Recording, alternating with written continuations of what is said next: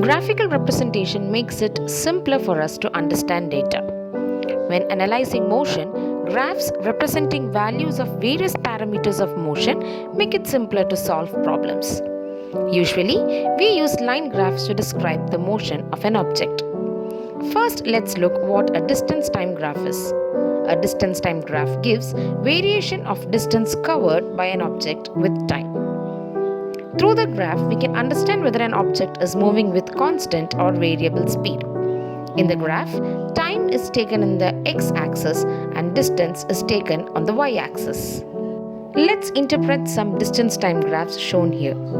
This is a distance time graph for an object at rest. That means the object has not covered any distance for a particular time, or it is remaining at the same distance for a particular time period.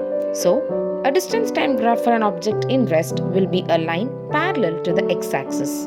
The distance time graph for an object in uniform motion is always a straight line, because in uniform motion, the object covers equal amount of distance at equal intervals of time, while the graph for a non-uniform motion is a curved one.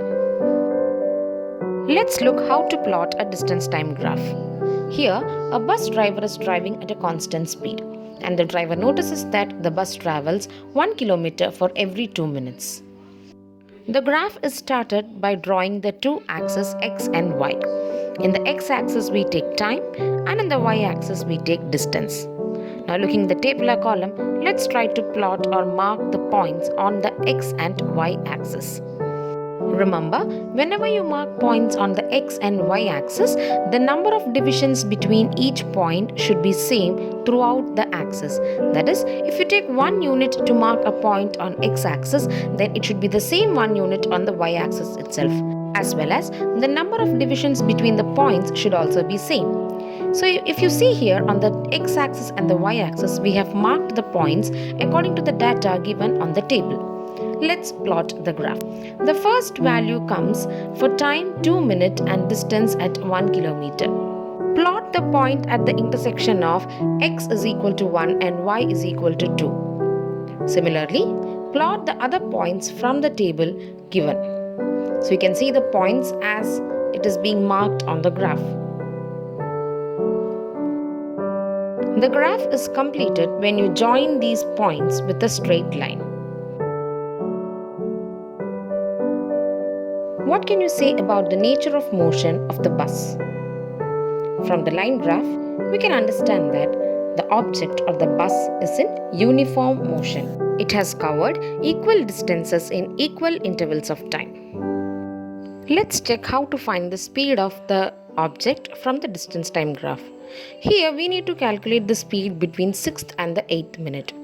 At the 6th minute, the bus has covered 3 kilometers, and at the 8th minute, the bus has covered 4 kilometers.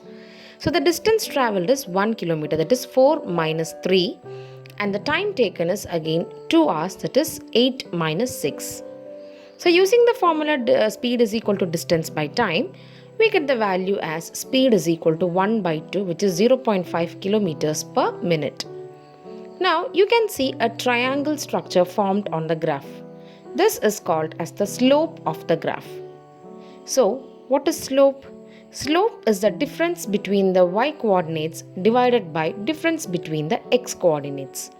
This means that the slope of a distance time graph gives the speed of the object. Let's plot another graph. Observe the points marked on the x and the y axis.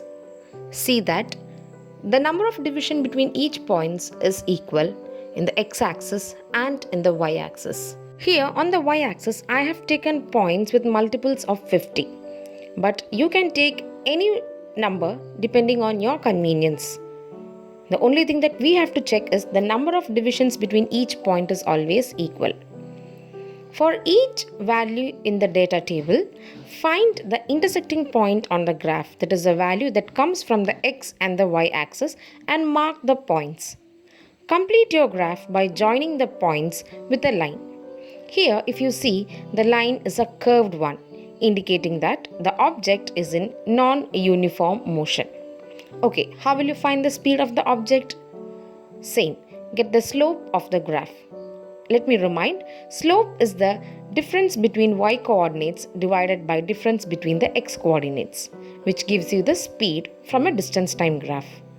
So here, the difference between the y coordinates is 200 minus 70, because we have to calculate the speed between second and fourth hour. So, speed is equal to distance by time, which is 200 minus 70 divided by 4 minus 2, which will give you a value of 65 km per hour. As said, a picture says 1,000 words. It is easy to understand and analyze the motion of objects through graphs. Hope you have understood the concept of distance time graph and learned how to plot them. Thank you for watching the video. If you like the video, subscribe the channel.